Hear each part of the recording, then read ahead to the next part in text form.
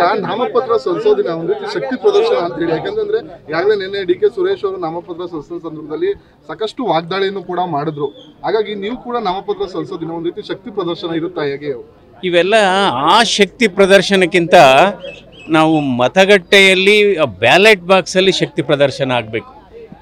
ಈ ನಾವು ಮಾಮೂಲಿ ಅಷ್ಟು ಜನ ಸೇರಿಸೋದು ಇಷ್ಟು ಜನ ಸೇರಿಸಿದ್ರು ಎಷ್ಟೋ ಸರಿ ಏನಾಗಿದೆ, ಹಲವಾರು ಚುನಾವಣೆಗಳಲ್ಲಿ 50,000 70,000 ಜನ ಮೆರವಣಿಗೆಯಲ್ಲಿ ಬಂದು ಹೋಗಿದ್ದಾರೆ. ಒಬ್ಬೊಬ್ಬರೇ ಹೋಗಿ ಗೆದ್ದಿದ್ದಾರೆ. ಅದೇ ಅದ್ರ ಮೇಲೆ ನಾವು ಲೆಕ್ಕಾಚಾರ ಮಾಡ್ಲಿಕ್ಕೆ ಆಗೋದಿಲ್ಲ. ಓಕೆ, ನಾಮಪತ್ರ ಸಲ್ಲಿಸೋದಿನ ಒಂದು ರೀತಿ ಶಕ್ತಿ ಪ್ರದರ್ಶನ ಅಂತ ಹೇಳಿ. ಯಾಕಂದ್ರೆ ಈಗಾಗಲೇ ನಿನ್ನೆ ಡಿ.ಕೆ. ಸುರೇಶ್ ಅವರು ನಾಮಪತ್ರ ಸಲ್ಲಿಸೋ ಸಂದರ್ಭದಲ್ಲಿ ಸಾಕಷ್ಟು ವಾಗ್ದಾಳಿಯನ್ನು ಕೂಡ ಮಾಡಿದ್ರು. ಹಾಗಾಗಿ ನೀವು ಕೂಡ ನಾಮಪತ್ರ ಸಲ್ಲಿಸೋದಿನ ಒಂದು ರೀತಿ ಶಕ್ತಿ ಪ್ರದರ್ಶನ ಇರುತ್ತಾ ಹೇಗೆ?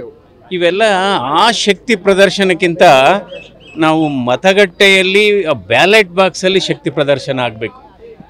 ಈ ನಾವು ಮಾಮೂಲಿ ಅಷ್ಟು ಜನ ಸೇರಿಸೋದು ಇಷ್ಟು ಜನ ಸೇರಿಸಿದ್ರು ಎಷ್ಟೋ ಸರಿ ಏನಾಗಿದೆ, ಹಲವಾರು ಚುನಾವಣೆಗಳಲ್ಲಿ 50,000 70,000 ಜನ ಮೆರವಣಿಗೆಯಲ್ಲಿ ಬಂದು ಹೋಗಿದ್ದಾರೆ.